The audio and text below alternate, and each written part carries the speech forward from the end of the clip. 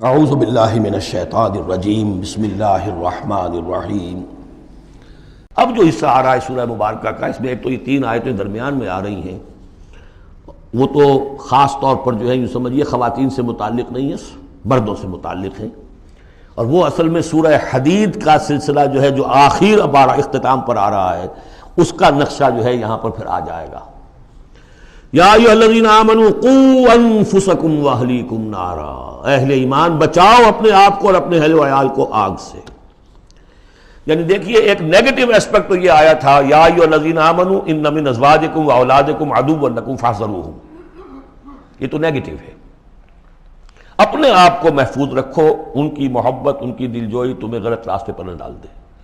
اب یہاں جو پازیٹو ہے، تم جن کے بھی شوہر ہو اور تم جن کے بھی باپ ہو، ان کی زندگی کو دین کے رخ پر ڈالنا تمہاری ذمہ داری ہے، اپنی سی کوشش کرنا۔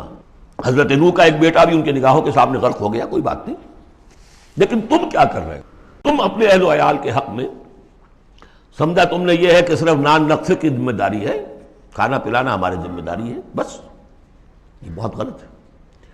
بندہ مومن ہونے کے ناطے پہلا فرض یہ ہے کہ اپنے آل، اپنے اولاد، اپنے اہل و عیال کو آگ سے بچانے کی فکر، تربیت ان کی، دین کے لیے رجحان پیدا کرنا ان میں، اس کے لیے جو بھی ممکن طریقے ہو اختیار کرنا، یہ تمہاری ذمہ داری ہے۔ یا ایھا الذین آمنوا، اہل ایمان بچاؤ پہلے اپنے آپ کو، فطری بات ہے، قوا انفسکم، جیسے حضور فرمایا کرتے تھے اپنے خطبے میں، اوصیکم ونفسی بتقوی اللہ، میں تمہیں بھی وصیت کرتا ہوں مسلمانوں کے اللہ کا تقوی اختیار، اپنے نفس کو بھی۔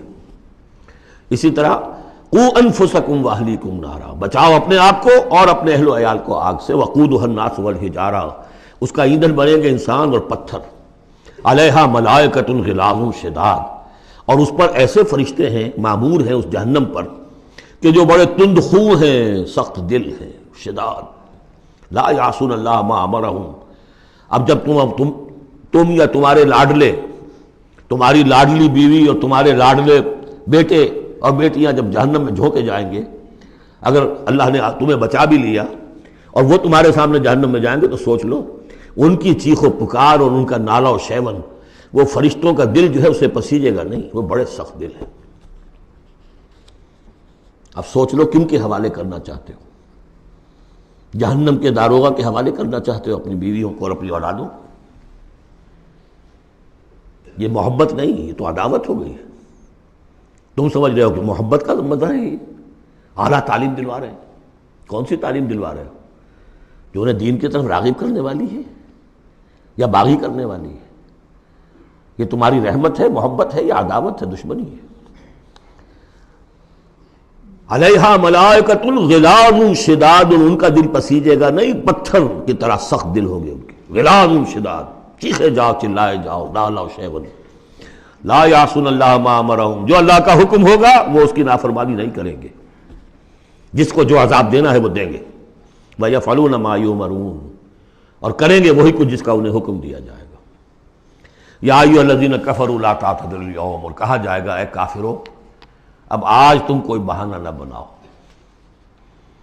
انما تجزون ما کنتم تعملون، تمہیں وہی کچھ بدلے میں دیا جا رہا ہے جو تم عمل کر کے لائے۔ اس کے بعد ایک عظیم آیت آ رہی ہے اس سورہ مبارکہ، بلکہ اس پورے گروپ کے حوالے سے، جو میں نے عرض کیا تھا پل صراط کا ایک نقشہ آیا ہے وہاں، اس کی ایک جھلک یہاں بھی دکھائی گئی ہے، جو سورہ حدید میں تھا وہ یہاں ہے، یہاں اختصار کے ساتھ۔ یا ایھا الذین آمنوا توبوا الی اللہ توبۃ نصوحا، اہل ایمان توبہ کرو اللہ کی جناب میں بڑے خلوص کے ساتھ، اخلاص کے ساتھ۔ اس توبہ کو یہی نہ سمجھیے کہ خدا نہ خواستہ کوئی شراب پیتا ہے بس اس سے توبہ کر لی، ٹھیک ہے یہ بھی توبہ ہے، کوئی رشوت لیتا ہے اس نے رشوت سے توبہ کر لی، یہ بھی توبہ ہے۔ سب سے بڑی توبہ یہ تم جا کدھر رہے ہو، دنیا کی طرف یا آخرت کی طرف؟ کس کے نقش قدم کی پیروی کر رہے ہو، محمد کی صلی اللہ علیہ وسلم یا کسی اور کی؟ زندگی کا رخ کیا ہے؟ پلٹو، لوٹو اللہ کی طرف، آخرت کی طرف، جو آپ پڑھ چکے ہیں سورہ ذاریات، ففروا الی اللہ، دوڑو اللہ کی طرف، لپکو اللہ کی طرف۔ کدھر جا رہے ہو؟ فأین تذهبون، کدھر جا رہے ہو؟ یا ایھا الذین آمنوا توبوا الی اللہ توبۃ نصوحا، غفلت میں زندگی گزر گئی، اب بھی جب تک کہ موت کے آثار شروع نہیں ہوتے، چاہے کتنا بڑھاپا آ گیا، موقع ہے، فرائض دینی کو سمجھو کہ وہ کیا ہے، ان کو ادا کرنے کے لیے کمر کسو۔ فرائض دینی صرف نماز و روزہ ہی نہیں ہے، فرائض دینی باطل کے غلبے کے تحت اگر تم زندگی گزار رہے ہو تو اس کے خلاف بغاوت، اس کے لیے جد و جہد، یہ نہیں کہ بس کھڑے ہو نعرہ مارو اور کوئی آپ کے اوپر گولیاں چلیں اور ختم، تیاری کرو اس کے لیے، جماعتی زندگی ہو، ان کی تربیت ہو۔ 12 برس تک مکے میں جو کرتے رہے محمد رسول اللہ صلی اللہ علیہ وسلم، اس کا کوئی عکس ہو، وہ کیفیت تو پیدا نہیں ہو سکتی، یہ رتبہ بلند ملا جس کو مل گیا، کوئی عکس اس کا 1000 میں ایک درجے میں کچھ تو ہو، یہ پیدا کرو، تیاری کرو، سمجھو منہج انقلاب نبوی کیا تھا۔ توبوا الی اللہ توبۃ نصوحا، خالص توبہ، پاک توبہ، یہ نہ ہو کہ دل میں کہیں چور رکھا ہوا ہے کہ پھر کرنا تو ہے وہی کام، توبہ کی تسبیح کر لو، وہ توبہ نہیں۔ اگر تم خالص توبہ کرو گے، عسیٰ ربکم ان یکفر عنکم سیئاتکم، امید ہے تمہارا رب تم سے تمہاری برائیوں کو دور کر دے گا، نامہ اعمال کے دھبے بھی دھو دے گا۔